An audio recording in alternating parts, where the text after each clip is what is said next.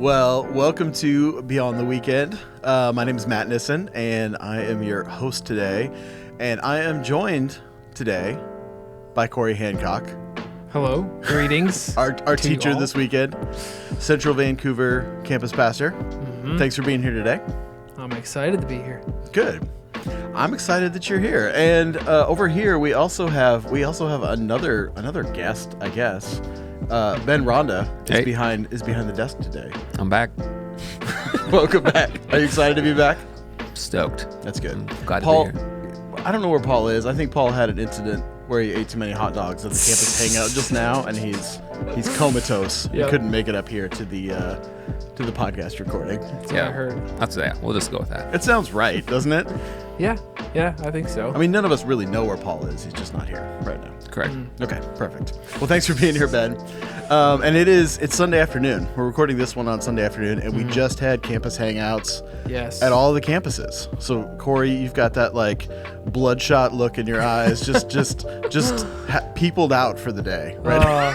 Yeah. How was the campus hangout here at Central Vancouver? Was it a good time? It was. Good. I think at Battleground you guys did one after each service. We did one after each service. So I'm kind of interested to know how that went because I thought it was great. Yeah? Yeah. I mean, we had a lot of people hang out after the first service. It's a little weird because the first service is at 9 a.m. So we're getting done at like 10:15. Yep. Feels a little early to be eating pulled pork sandwiches at 10:15 in the morning. Yep. But it was like all the tables and the lawn was full in between those services too. So see, that's what I was curious about because we only did it after the last service, as did West and East. But when I would invite people back, like the kicker at the end of the service, I'd be like, "Hey, 8 o'clock crew, like we don't have anything after this, but if you came back at noon, 12:15." And I'm like, because, who wants a hot dog at 9 a.m.? Some guy's like, I do. Of course. I'm like, hey, some people want it. You're like, I don't. Yeah, not really. No, I mean, I like doing it that way because otherwise, I mean, some people will come back. Yeah. Like after the last service. Yeah. And hang out, but some people won't. So I feel like you get more people. You might think about it. But you guys have 3 services here, so that's a little trickier as well. But it went good here. Thursday night, people hung out. It's that kind of first, summer week. And then today it was like, Keely said probably over like 300 there, which is about what it felt. Great. So good crew. Yeah. For sure. Very fun. Lots of hot dogs left over though. Okay. We should have brought some up here. We could have done a little hot dog eating contest. Be like Paul and Kobayashi, the thing. Is that the right name? The hot dog eating guy? Kobayashi? I think so. Yeah. No, it popped into my head just now, and I don't. Kobayashi? Kobe Bryant? It's not Kobe Bryant. No. Kobayashi. You're right. I don't know. I'm probably saying it completely wrong, but you got it. Hot dog eating contests are disgusting. Yep. Have you ever watched one of those? Oh yeah. Okay. When they're taking it apart, dipping the bread in the water, and eating it. I don't think I could eat the soggy bread just by itself. That's disgusting. That's like I don't know. It's a texture thing. Yep. There's like certain textures in food that you don't want to eat, and wet bread is definitely not one of those things that you want. For sure. It's like when you leave the hot dog buns out in the sun. Yeah. And it gets like the condensation in the plastic, and it gets kind of actually moist. Yeah. Like, no thanks. Exactly. I'll pass. Yep. It sounds gross. Mm-hmm. Well, that brings us to our topic for today, jealousy. How do you like that transition? That's a pro podcast host transition. That was great. So that was what you talked about this weekend. We're continuing the heart problems series, and you got the subject of jealousy. Mm-hmm. So I was trying to think of a question to get us started. Mm-hmm. I like to think of questions that kind of go along with the topic. So one of the things I think people get jealous about sometimes is where people live. They're always like, oh, I want to live here. Like if I could live anywhere, this is the place that would be the place to live. So my question for us today, and I'm going to include you on this, Ben, is if you could live anywhere, let's say in the country for right now. Let's not say in the world. That gets a little complicated. Okay. Let's say in the country. If you could live anywhere in the country, where would you choose to live and why?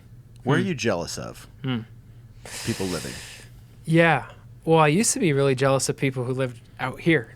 You did? Okay. Yeah. I just love, East Coast mountains versus West Coast mountains. Totally different things. Very different.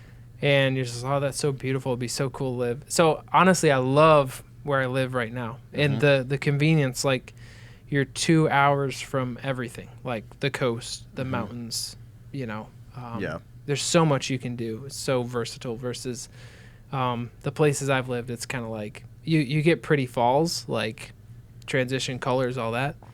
Yeah. So, I mean, I really love where I live now, but I guess if I were to pick somewhere else, maybe like Montana, like, because I also think that's really beautiful. Yeah. Maybe a little more rural / like, you know, things I like to do, motorsports, like snowmobile, stuff like that. Yeah. I mean, you can do that here, but it's just not as much. Yeah.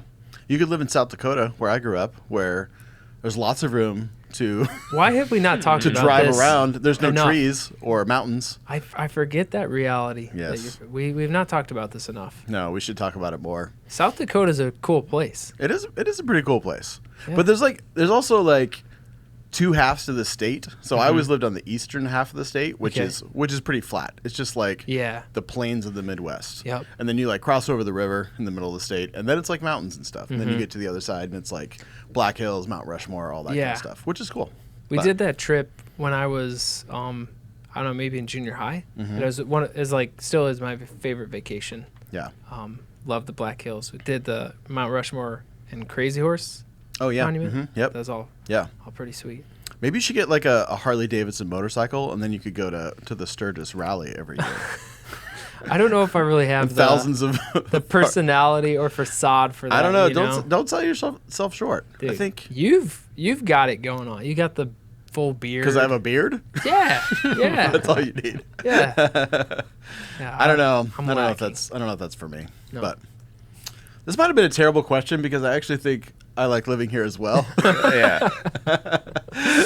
And I don't know where in the I've lived in the Midwest. I've lived on the East Coast. Mm-hmm. I lived in Florida for a little bit. Like, dude, you've been over. I've been around a little bit. Johnny Cash. I've been everywhere. That's right. That's you. But I would say maybe if I could choose somewhere that's a little close. I do like the ocean, but I also don't like it to be too hot. So maybe there's somewhere on the coast. Wait, so which ocean do you like better? I mean, I like this ocean better. I like the Pacific better. Okay. But the other ocean is warmer. Mm-hmm. So I don't know. It's a toss-up. Have you done the Gulf like in Florida? Yeah. Mm-hmm. Yeah. Yep. That's nice. My wife's had some family in Panama City, Florida, which is like right there in the Gulf. So, yeah. Ben, what do you think? Oh man, I also like living here. But this was the worst question. I was waiting for him to say like Dayton, Ohio. Dayton, Ohio. He's like Canton, Ohio. Pro Football Hall of Fame. That's where I want to go. I grew up in Medford, Oregon. So let's split the difference. Let's go Bend. I think I would want to live in Bend. Okay. If I could have to choose. Yeah. You know. That's nice. Yeah. That's basically where I was this last weekend, camping. There you go. It's nice down there. Yeah. When Good you choice. say camping, what's your tent camping, cabin, travel trailer? What's your camping? Tent camping. Okay. Yes, we have a tent. Real. I will say, this. I was thinking about that this weekend though when we were camping because you were talking about jealousy. Mm-hmm. This weekend, as we went camping with some friends, and some of us tent camp, and some of us have trailers, like RVs, like campers, slide outs. Yeah, well, some of them are pretty nice. Yes, and I was like, there was a moment, like when I was camping this weekend, where I was like crawling into my six person Coleman tent, and I looked over at one of those trailers. I'm like, man, it's pretty nice. Must be nice. Pretty nice over there. Their AC. Yeah. Watching a movie at night. Yeah. All the above. Yeah. You have one of those car top campers, don't you? We do. Yeah. Yeah. The kids sleep in that, so we'll put the three up there. And I saw a lot of those this weekend. People like this. Yep. Yeah, it's convenient because like if you get to a camp spot late at night, it's just two latches and then goes up. The sleeping bag's already laid out in it, so you just put the kids up in there, and then JC and I can set up our tent separate. Nice. So. Yeah. Would you ever get an RV? I think it'd be fun to travel the country, But with kids, man, I don't know. They gotta. I want to like increasingly, incrementally get to that point. Yeah. I don't want to ruin them. You know. That's true. They got to get all the stages of camping. Like they got to pay their dues. Yeah. I mean, my family did tent camping, then we did the pop up, and that was where it stopped with us. Was the pop up camper. But but I always say, like, I want to preface to all the listeners, camping is like kind of what you define it to be. Like if camping is however you get away to relax and have fun. Yeah. Like if that's in an RV, that's awesome. Yeah. I'm not always like no judgment here. Oh, you're only really camping if you're digging a hole and living in a tent, and it's just like no, I don't think that at all. Whatever gets you away and enjoying company and the great outdoors. Exactly. That's camping. So. To me, the camping part is just kind of an aside. I like tolerate the camping side of it. It's more just like the hanging out side of it. Yeah. Yep. That I like. So I've heard it said that camping or like overlanding, if you're familiar with that. Yes. That it's just an excuse to go out to really remote places and eat the best food that you can eat. Because like it's a challenge of like, how can I have a steak dinner at, this altitude with only these resources? And that's the challenge of it. And that's the challenge of it? Yeah. That's good. I rise to the occasion. Man, you should do that. I do. That's good. It's a new tradition when we go camping. All right. Okay, that's good. I have a portable Blackstone. Yeah. And I bring one ribeye. Man. And that's good. Do that up the first night. I like that. I was talking. Ben and I were talking before you got here today, and I was like, we were talking about like having like a trailer, like an RV, and I was like, it doesn't really. It'd be pretty difficult to make that worthwhile when you work on the weekends. Yes, so for sure. That is the downside for us who work on weekends sometimes. You don't have a lot of free camping time. Nope. But that's tricky. Okay, let's get into your talk a little bit. Sure. Thought it was great. Good job. That's Thank my you. first comment. Praise the Lord. I appreciate the encouragement. I did want to ask you though. In your talk, you talked about your jealousy in relation to automobiles, to cars. Yeah. And you really drug the Toyota Prius pretty hard. Yep. Pretty hard in your talk. In fact, you called it. Let me read it exactly. You called the Toyota Prius a mockery of an automobile. Yes. So. That's true. Would you like to stand by that statement in the podcast, or would you like to explain yourself further? Because Ben drives a Toyota Prius, and he's hurt. No, I'm just kidding. I do not. Ben's like, don't you dare say that. Yeah. Okay, so you want me to defend it? Yeah. Or I'm just okay. Do you stand by it? Because did you hear about it? That's the first thing I want to know. Did you hear in the lobby about how you mercilessly talked about the Toyota Prius? Hey, nobody came in defense of a Prius. No one came in defense. Yeah, they said, I agree with you. Wow. They said, I shouted out an amen when you asked for an amen. And one guy's solution, this was hilarious. He said, he goes, hey, you didn't get a Ford Raptor out of it, but your in-between is a Hummer EV. Oh, Hummer EV, yeah. I was just like, yeah, I mean, that's right up there, 120 grand. Yeah, that is right in between. That's what you need. You should definitely look into that. So we had a Prius, just out of sheer practicality of, we have a Sequoia that's, gas guzzler, family vehicle, go camping vehicle. And to offset that is the Prius for around town stuff. So it's a practical thing. Yeah. I don't actually hate Priuses. I do have this theory though on why Prius drivers are so bad. Okay, let's hear it. Is this going to be offensive? Do we need to put a warning on this? No. Okay, all right. This, don't you trust me, Matt? No, Come I on. trust you. It'll be fine. It has this gauge of your MPG. Yes. Like miles per gallon. And because I've fallen into this. At times I'm watching that more than my speedometer. I'm like, how can I get that baby up to 47? The most miles per gallon possible. Yes. And so you're like letting off or just slowly easing in. Yeah. And so when you're behind someone being like, why are they going so slow? Or whatever they're doing, it's probably because they're watching that. Yeah. So you get pulled over by the cops and they're like, sir, do you know how fast you were going? And you're like, no, I don't. And they're like, you were going 15 miles an hour. Like, but my mileage was amazing. Amazing. That's my theory. That's so funny. Well, I'm not really a car person, as you and many other people know. I drive a 2006 Pontiac Vibe, Dude. which is a car. Yeah. It's great. Hey, it's a 2006 that's still running and driving. It is still running and driving. It says something Very about well. it. It doesn't have air conditioning, but but otherwise it's good. Hey, with the right amount of work and money into that, we can make that a reality. We'll figure that out eventually. Yeah. Okay, so one of the first things that you mentioned in your talk that I thought was interesting is that you see jealousy as one of the foundational issues, like even among all these things we're talking about in the heart problem series, which I thought was really good and really true. Like, you want to talk a little bit more about that, like how jealousy can lead to some of those other things, even some of the other things we've talked about already in our lives. Yeah, I think jealousy,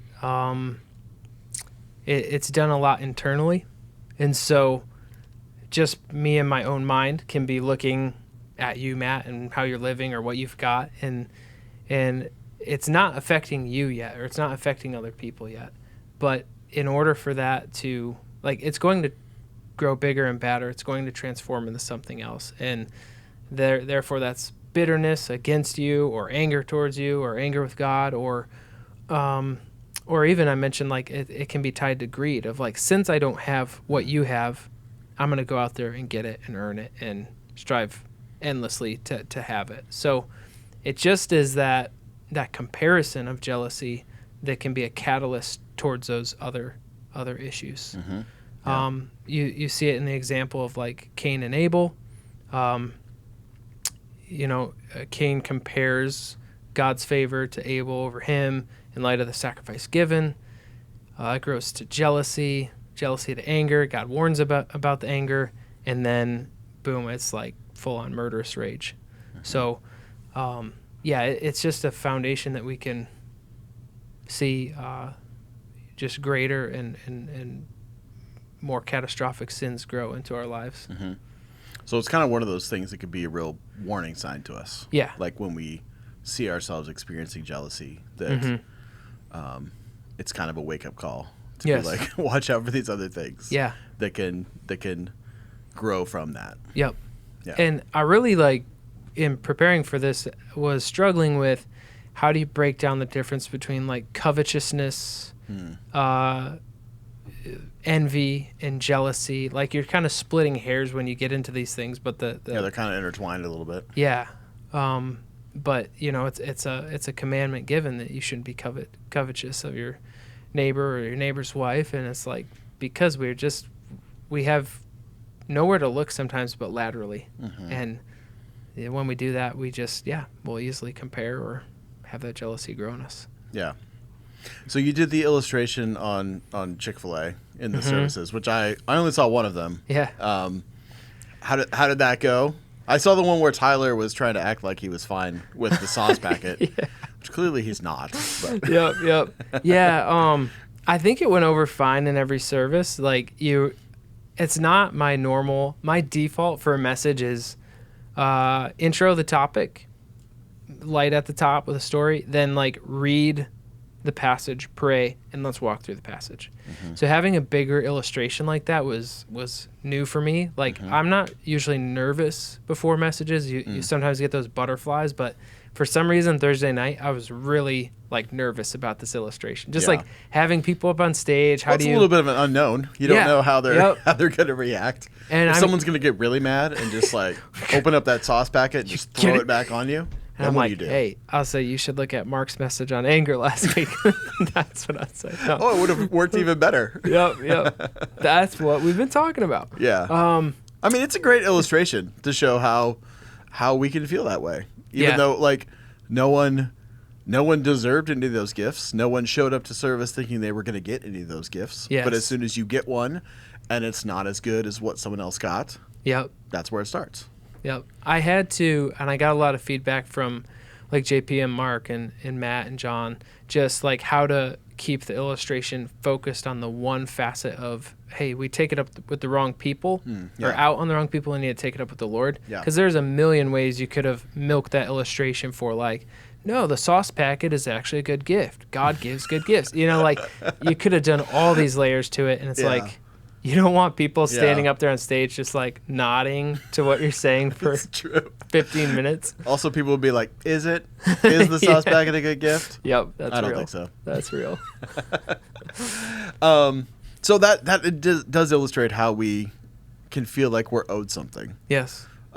Which kind of brings us to the idea of how do you think we as people, and we all do this, how do you think we as people get to the place where we feel like God owes us something? And what does that say? What does that say about how we see ourselves in relationship to God? Because I think it's a danger that all of us can fall into. Yeah, I think for me at least, like you slip into this place of being like believing the lie that God is here for my pleasure, like my glory, and it's like you just flipped it. Like I am here to glorify God through whatever and however. That is my purpose in life, glorify God. And it's like I guess and somewhere in my mind I get to that point where I think God is here to bless me. God is here to, and that is born out of spirit of pride. You know, you think of all the way back to how the origins of evil, the origins of sin. We see Adam and Eve sin in the garden, but prior to that, Satan, Lucifer, wanting to be like God, he was jealous of those attributes. So like, I want this. So that's kind of going back to the previous thing, but I think it just is rooted in a heart of pride, being like, I deserve better. It almost could have phrased it differently of God owes me, like, I believe that I'm worth more. Like just keeping it all my personal pronouns of me is really what it is. Yeah. So. Well, it's easy. I mean, it's easy for us to think better of ourselves than we should in relation to God. And then there's this idea of like, well, I'm doing the right things. I'm a good person. Yeah. God should bless me for that. Yes. Which we can get into those patterns sometimes of feeling like I'm doing everything I should here, like I'm holding up my end of the deal. Yeah. But God isn't necessarily holding up his end of the deal. But it's all in that like misconception, all that like it's us twisting. That's good. What we know to be true. Yep. The cosmic vending machine kind of thought of if I put this in, I get this out from God. Yeah. Yeah, that's real for me, I would say, of how I get there. Like, God, I did X, Y, Z. Yeah. Shouldn't I be reaping this from that? So. And you got to that at the end of your talk, and when you brought it back to Jesus and what he did for us, and like, we don't deserve anything from God, but it's easy for us to twist that and lose sight of that, and that is the root of where jealousy comes from. It's that what you said of believing God owes us something. Yep.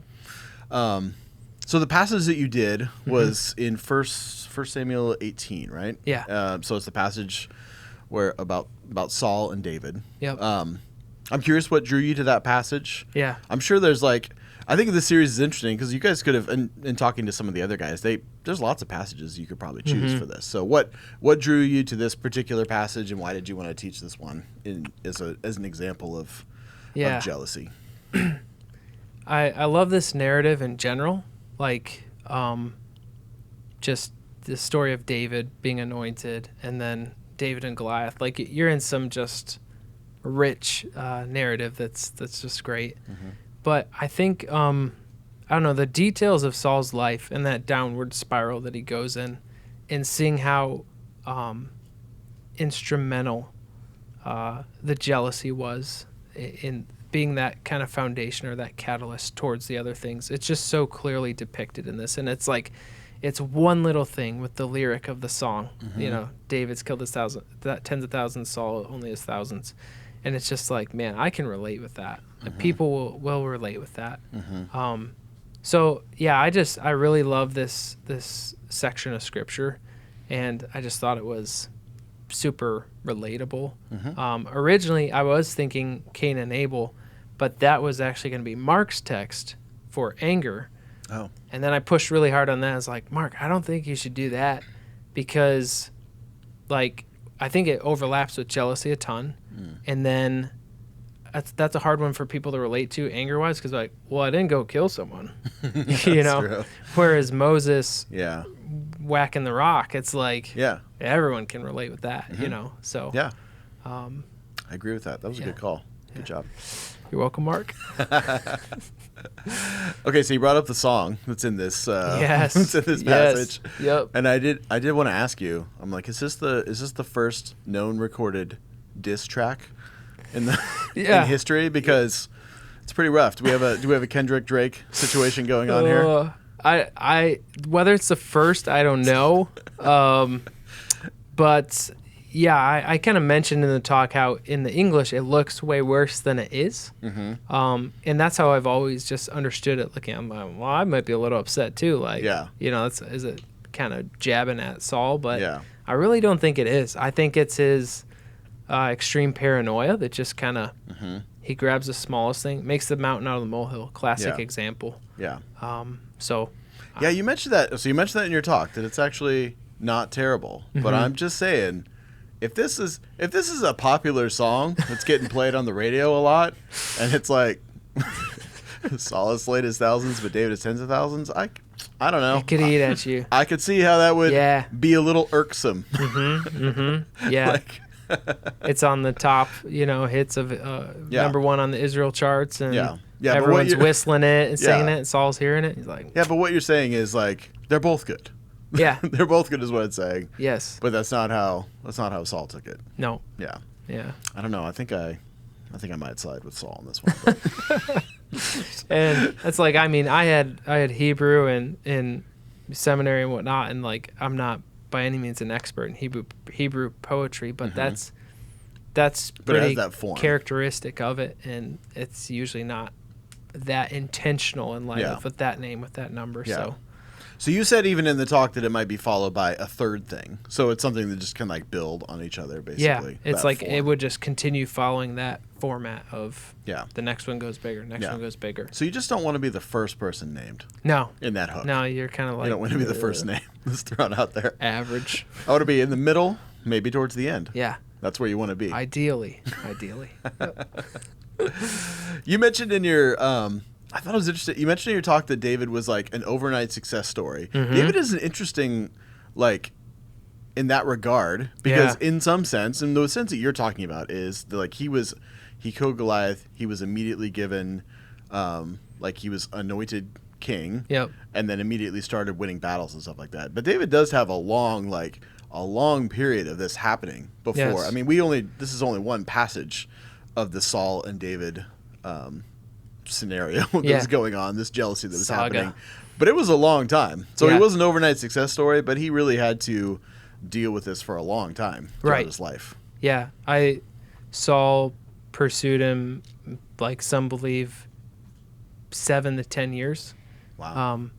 Pursued him to try and kill him. Yeah. So that goes to show David's patience and resilience to like evade and not touch the Lord's presently anointed. Mm-hmm.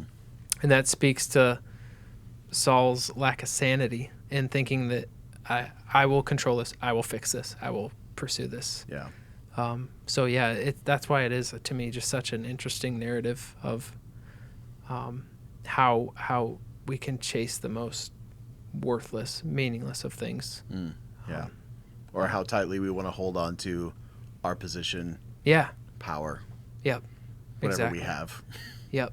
Yeah. Identity was rooted in that. Yeah. Like at some point he's like, I will be king, and that's where I'll have worth and value. So, Yeah.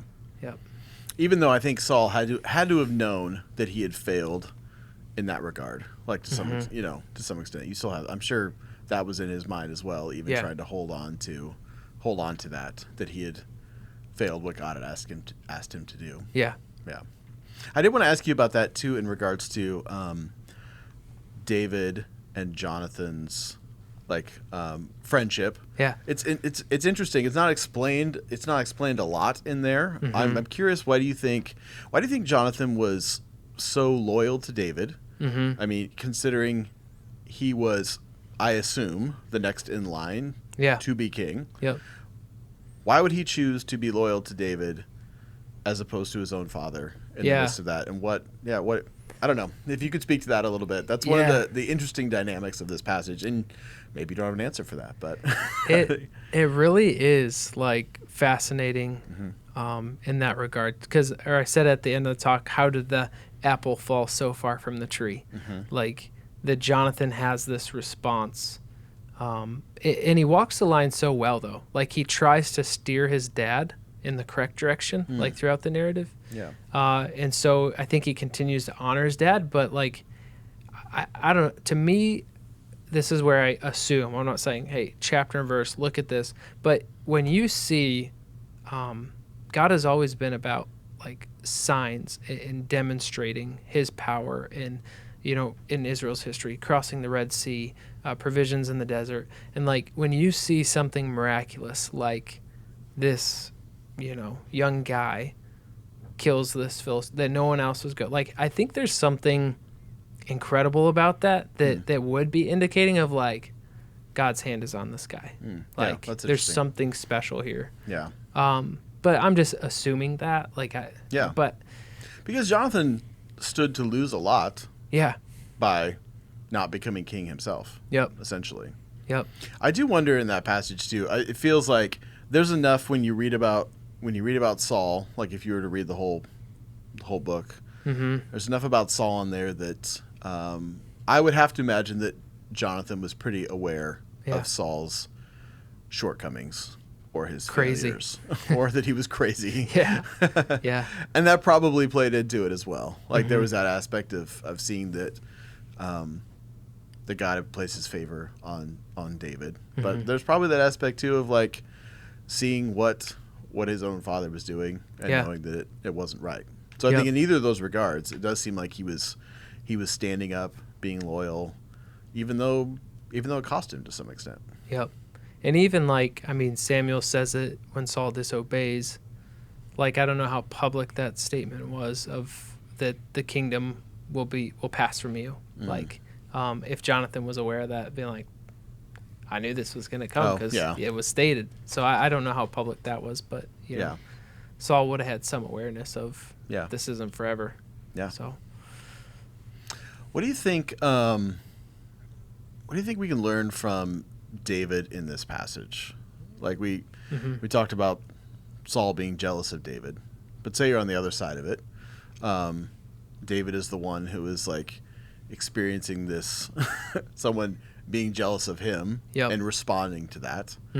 So what can we learn? What can we learn from David in this passage about how we should respond when people show jealousy toward us? Yeah. I think the theme that David just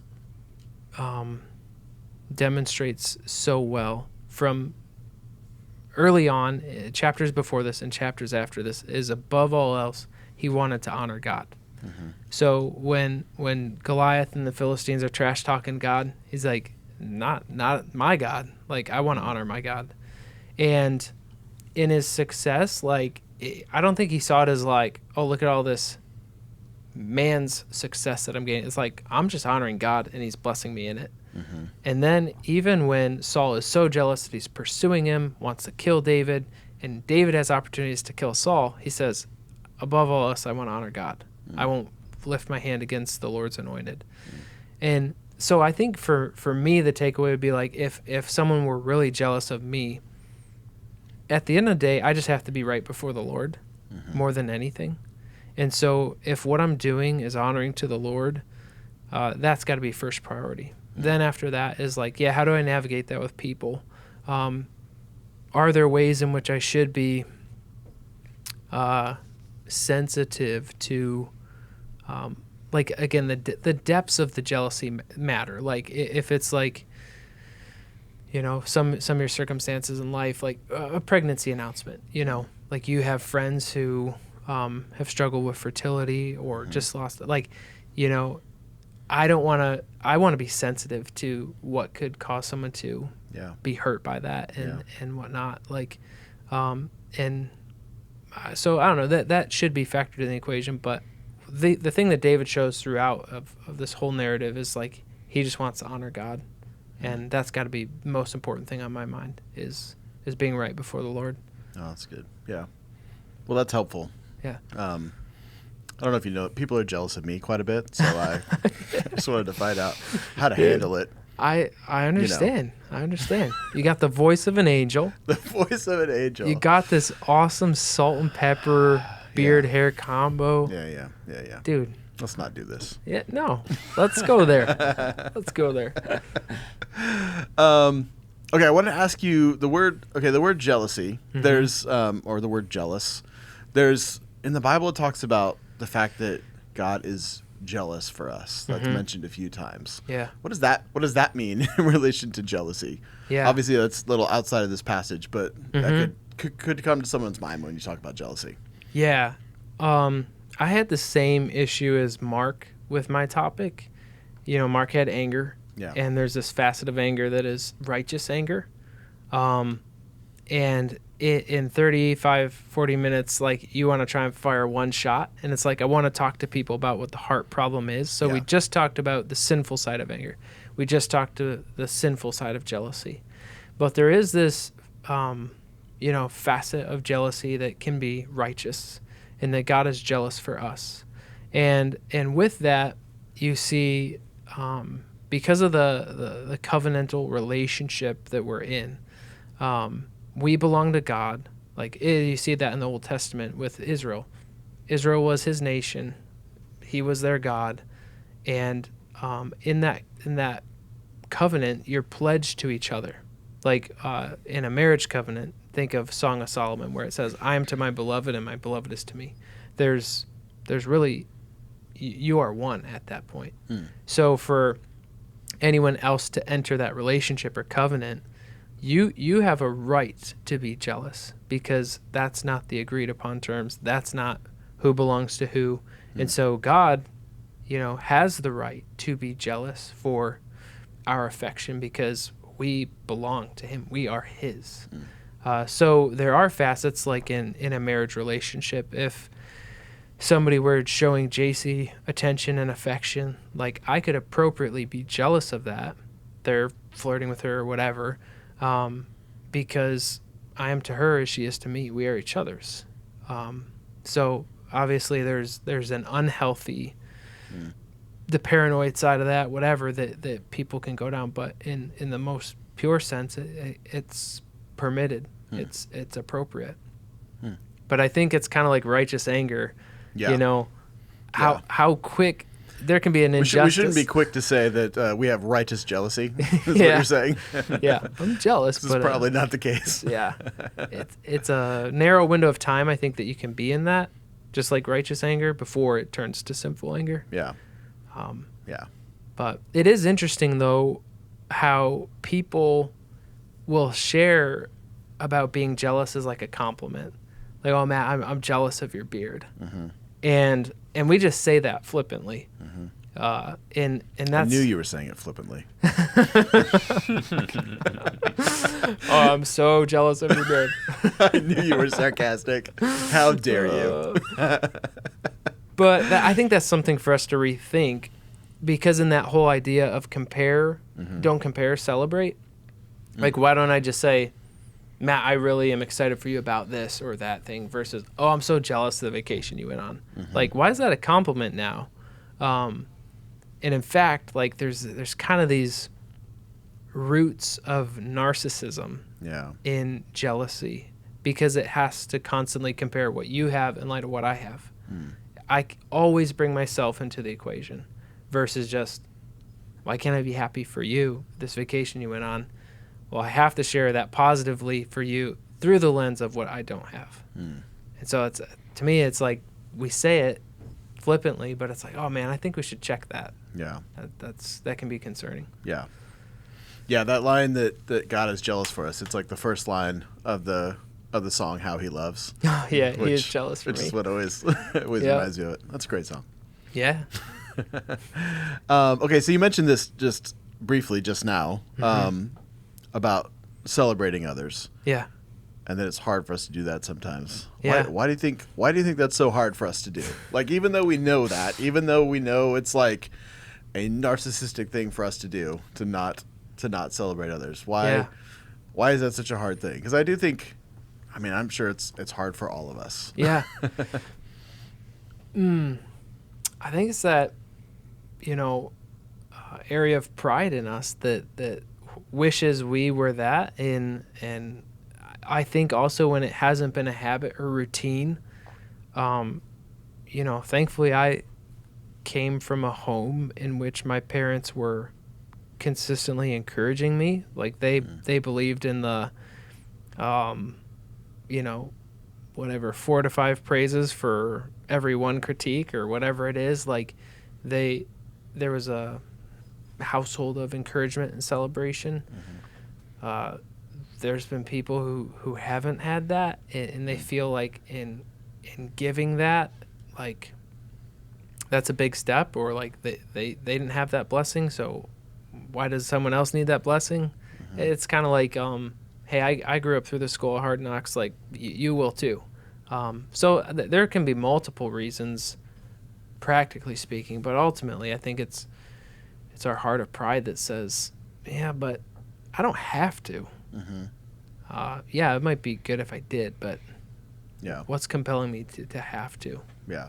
But it's such a better environment to try and cultivate that, like that idea of celebrating others, like even trying to hold on to that and not do that it doesn't do us any good to do that. To try to find ways that we can take credit for things. It's like, it's such a more positive environment when we can really try to celebrate others and like share like what people are doing that is a win, like kind of thing. I know it's something like as a staff we try to do that as much as we can. Like even just sharing wins for other people and celebrating the things that people do, like in this church. And I think it's a super positive thing. It just creates an environment that you want to be in. Not an environment where people are rushing to take credit for something or point out their own wins. Well, it's one of our staff values. We check ego at the door. Like, and thinking of like sports teams that have crumbled because like they had their glory days, but then there are certain performers getting more playing time or more notoriety with the newscast after or whatever. It's like, and all of a sudden these petty things become real things that sever a bond that was really special. That's real. You don't want to be Scottie Pippen. No. Years down the road. Poor guy. Still being bitter. That's a basketball reference. I don't know if you. Hey, I'm well aware of the glory days of the Bulls. I know you were quick to drop that hockey thing this weekend. And then act like you don't know about the Celtics. Hey, I'm kind of surprised every year when I'm like, oh yeah, the NBA finals are going on too. During Stanley Cup finals. I'm like, I kind of forget. The Stanley Cup finals. I mean, I'm surprised in the opposite way. Yeah, I don't blame you. I don't blame you. That's good. So it's done now? Hockey's over? It's done and over. Okay. Yep. I feel like we'll talk about this later. Okay. But I feel like I heard more about the Stanley Cup finals this year than I typically do. It was wild. That's why. Maybe that's why. Yeah. Okay. Well, we don't need to bore the podcast listeners with this. I did want to talk about, so jealousy, comparison, all those things. I think we'd be remiss to not talk about social media and the influence that has on our lives in regards to envy, jealousy, comparison. Yep. I mean, I think we definitely live in an unprecedented time when we can both see what everyone has, see what everyone is doing, essentially. Yes. I'm generalizing. Like, what software do you have? Yeah. I'm watching. I have some amazing social media. but yes. we can see a lot, we can know a lot, we can know what we're missing out on. We can also present whatever we want to present. Whatever like rosy side of what's happening on social media.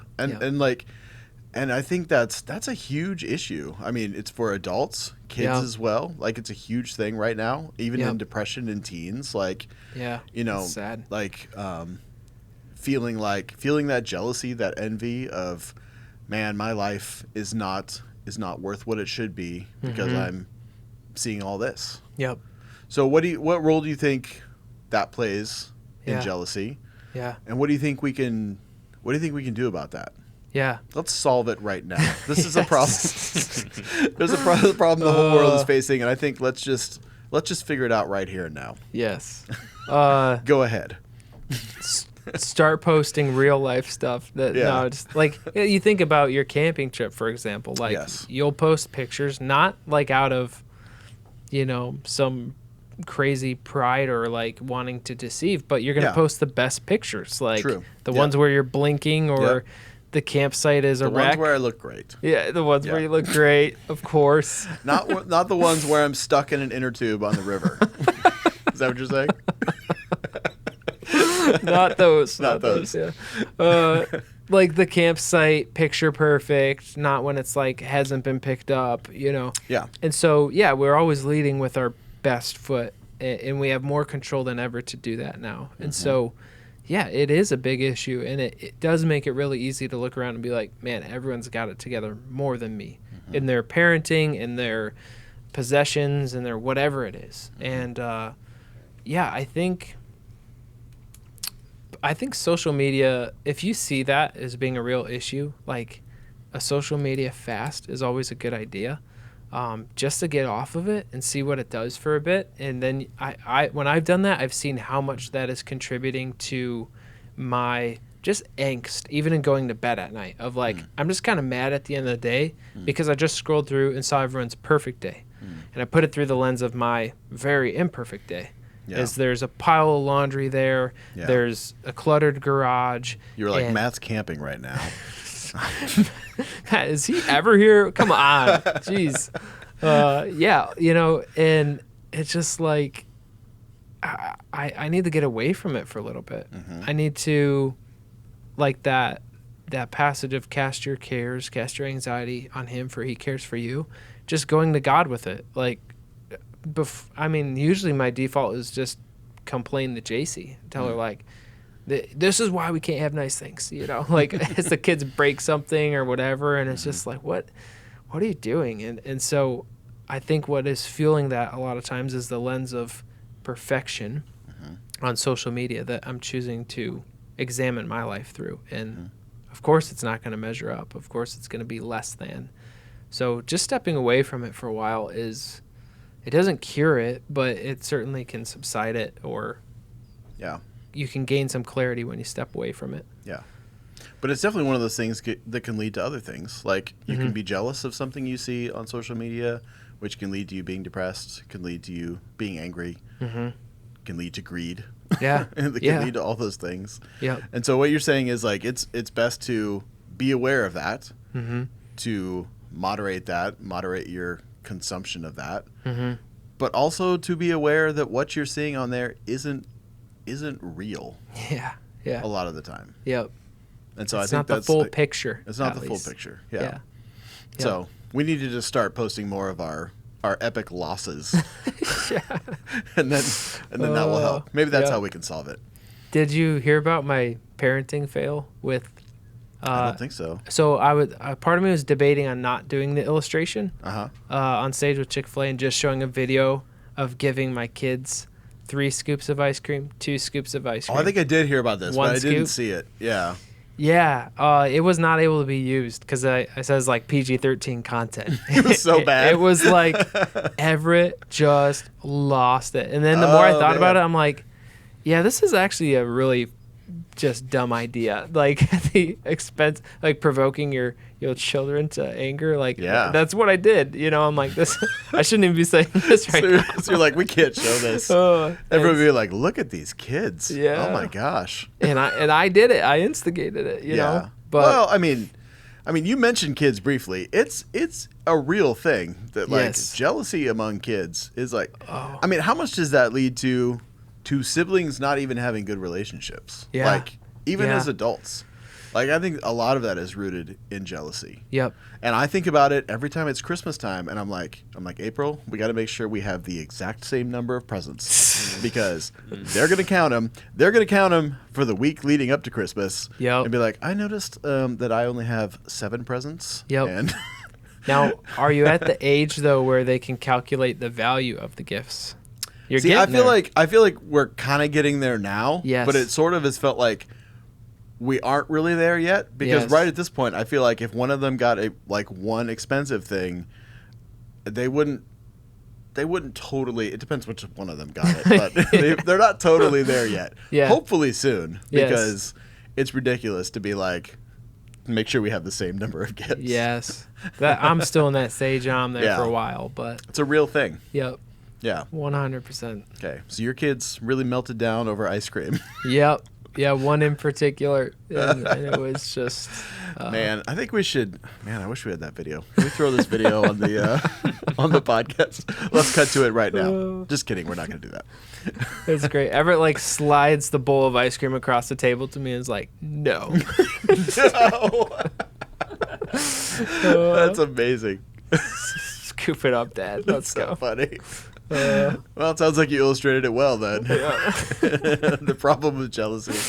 I was thinking in regards to jealousy, and I don't know if I probably won't phrase this correctly, but there's this aspect of jealousy. Like there's always someone that we're jealous of. We always look ahead and we're like, oh, there's this person who is at this spot I want to be, or has this stuff I want to have, or like, whatever else. We can always find that. Yeah. But it's a good reminder for us that there's often other people looking at where we're at Yeah. and are jealous of that. Yeah. And there's this aspect of like, we're never satisfied. We Yeah. have this like grass is always greener mentality. Yep. And we can forget the fact that like those exist on either side. Yep. And wherever you are, even if you had everything like by the world standards, I'm sure those people are also jealous of something else. Yes. Yeah. And I think that's such a good reminder for us that like no matter where you are, there's like a spectrum there Yep. of like There's like no end to that. there's stuff. no end to that. Yeah. Yeah, that's real. Yeah. And I do think that's something we have to constantly remind ourselves of. And that's part of what you talk about even in like counting your blessings. Like thinking about the things that you have been blessed with. Yes. And how that can help us not be Yep. not be jealous. Because I go through so many seasons of life being like, who would be jealous of me? Yeah. Because I've been feeding myself I've got it worse than everyone else. Yeah. But when I start to count those blessings, I'm like, man, like JC's upbringing, my upbringing, just what God has done in our lives, like we have so much to be grateful for. And there are some people who had terrible childhoods. They had like, and those are like, this goes back to the, can there be a good jealousy? I definitely, because God demonstrates that and is that in the right covenantal relationship. But there's also like, if I see in you a spirituality or a contentment in the Lord or maturity in your faith, like I think there's an appropriate jealousy of like, man, I want that. And it's okay to want that and pursue that, because it's, again, like David did, above all else, honor God. And so I do think that there is that facet of it too, that's like you should be looking to someone ahead of you, spiritually speaking, and be like, man, that's a person. Like Paul says, look to me, look to these examples, and do likewise. Yeah. So, But that's kind of a lie we tell ourselves, is that what you said, in that no one would be jealous of me. Yeah. Like that's something we tell ourselves. That's our Yep. that's our our heart problem, saying that I'm the victim here. Like Yep. I'm never gonna have enough, like kind of thing. So Yeah. I do think it'd be good to talk a little bit about what would you say to someone, and you talked about this at the end of your talk a little bit. What would you say to someone who's really struggling with that right now, and they're like, they really feel like God has forgotten them, or they feel like they haven't had His favor, or they're blaming God in the situation they're in? What would you say to that person who's listening right now when it really does feel like kind of hopeless in that regard? I think it's easy for us to kind of talk a little bit flippantly about jealousy, but that's a real thing where people can be like, man, I get that, but things are really hard. Yep. Yeah. In those moments, I always feel that pressure of like, will I say exactly what this person needs me to say? Yeah. Like, because sometimes they're looking at can you explain why bad things have happened to me? Mm-hmm. And like, there's a problem of evil in the world. Like, Yeah. we live in a sin-fallen world.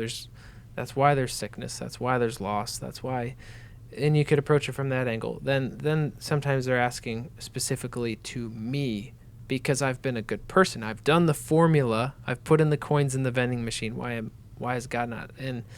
And so each one is, I think, to be handled differently and with such care.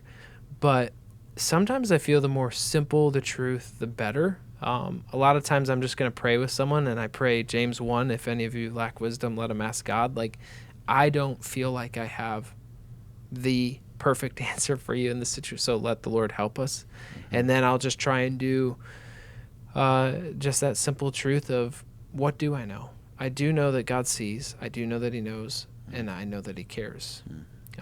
And only he can help provide reason or comfort in your situation, why it's there. Your individual relationship with him, you going to the gift giver rather than me, only he can provide that for you. I can't fill what only Jesus can fill in your life. Mm-hmm. So I pray with that person. I encourage them to pray, bring that to the Lord. But just really simple truths of God sees, he knows, he cares. God doesn't delight in this evil, but it breaks his heart, losing a child. I just had a childhood youth group friend this past week, 36 years old, passed away, has a little boy. And just thinking of that family, and like, usually that's where you get those questions, why this, why now? And it's like, I don't have the perfect answer for you. Mm-hmm. Job and his suffering, like, I don't have the perfect answer for you as to why God allows what he does, but I know God never wastes broken, hard things. Like, he's a redemptive God. He is an expert at making beautiful things out of very broken things. And my prayer is that he will do the same in this situation. But I also like to encourage people to grieve. Like, grieving is biblical. I don't want to tell people, flip it for them right away. Be like, you should actually be grateful for this because God's going to grow you through this. Like, no, grieve this. Grieving is one of the processes that God will use to refine you, but grieve with right thinking. That God, this isn't a result of, of God per se. It's a result of sin in the world. God has permitted it. Now that's what you need to go to the Lord with. Why would you permit this? And that's a hard thing to answer for people. No, that's good. But so you would say, first of all, take it to God. Mm-hmm. Tell God those things. Yeah, he can handle that. Yeah, he can handle us saying that we're frustrated. Yes. Saying that we don't understand. Yep. I also think too, even just like taking that to someone else too, like sharing that with someone else. Yeah, I think is like a real and powerful thing, and God uses his people and relationships to help restore some of those things. Yep. And I think that's another good approach as well. Yeah, biblical counseling, like,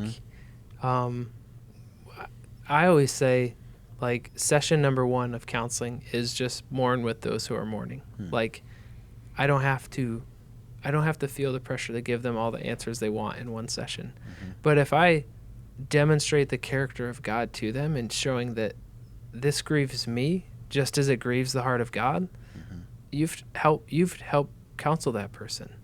And it's God has placed eternity in our hearts. And so when we see something awful like loss, like death, it screams out, this should not be.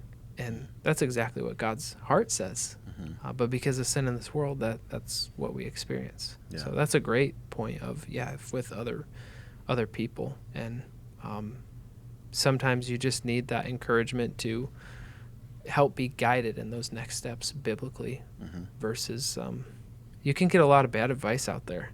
Yeah. Like, hey, don't cry because it's over, smile because it happened. It's just Yeah. like little. And that's not really very helpful. Yeah. Yeah. Don't stare up the stairs, step up the steps. Like Yeah. whatever. Yeah. The little lines that people use, and it's like, Yeah. No, that's not helpful. But but it is helpful to get some perspective from someone who's on the other side of something. yes, Like, especially Yes. if it's a similar thing and can look back. When you're in the middle of it, it's hard to see that sometimes. Yep. And someone who has some perspective on that, I think that's Yeah. good. But Yep. yeah, no, that's great. That's a good answer.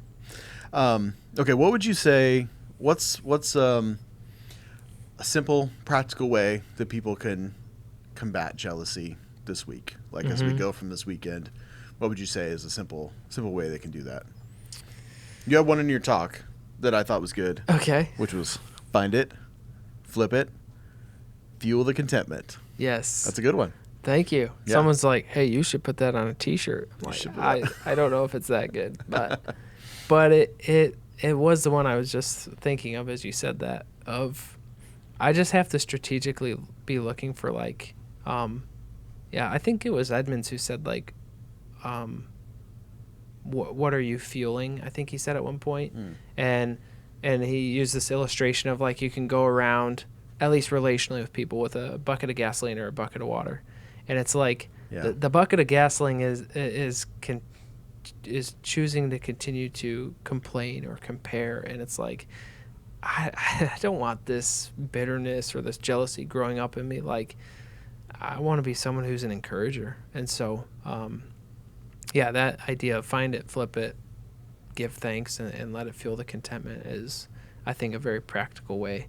But my prayer is that just the Spirit just lays on each person, what it's the scenario or it's the person that they're just, man, it's just evident this week of like, you know what, I've been avoiding this person because secretly, actually behind the scenes, I'm jealous of them.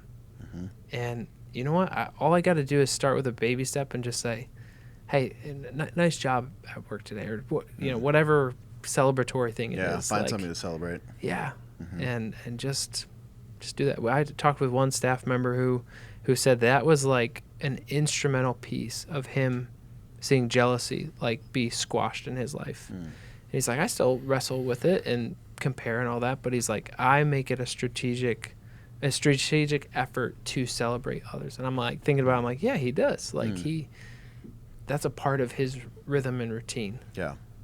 It's encouraging. Yeah. And that person was me. Yes. No. Yes. You keep celebrating me. Are you jealous of me, Matt? Come on. No, I think that's that find it, flip it, fuel the contentment. It's great for jealousy. It'd also be the great title of a home improvement show. So either way. Yeah. Find it, flip it, fuel the passive income. Exactly. It works for both things. It's good. You're going to get lots of good advice on here. That's good. All right. Well, thank you for talking with us today about jealousy. Thanks for the time. It's always a pleasure. Yes. What do we have? What do we have coming up next week? We have one more. Yes. We have one more week of heart problems. Yep. What are we talking about next week? Next week is JP is up and he's talking about guilt. Okay. Guilt. So we're ending on a high note. Yes. I heard his pre-talk on Thursday. Yeah. And I told JP, I was like, what could be a 3 to 5 week series, he's doing in 1 week, and he's firing the best shot he could possibly fire. So That's great. we all felt kind of that pressure of like one week, one topic, how do you do it? But his is especially just, see, I'm celebrating JP. Yeah, Because I'm good so job. jealous of him. Good job. You're jealous of his great talk that's coming up next week. Yes. We don't want to overpromise and underdeliver. Oh, yeah, but- that's true. But it's going to be It's all right. amazing. It's all right. I mean, it had its flaws, It's but going to be amazing. we fixed him up biblically, doctrinally. He's good. He's Yes, good. that's good. All right. Thanks for being here today. Thanks for the Ben, opportunity. thanks for being here. Absolutely. Okay, thanks for joining us. We will see you back here next weekend.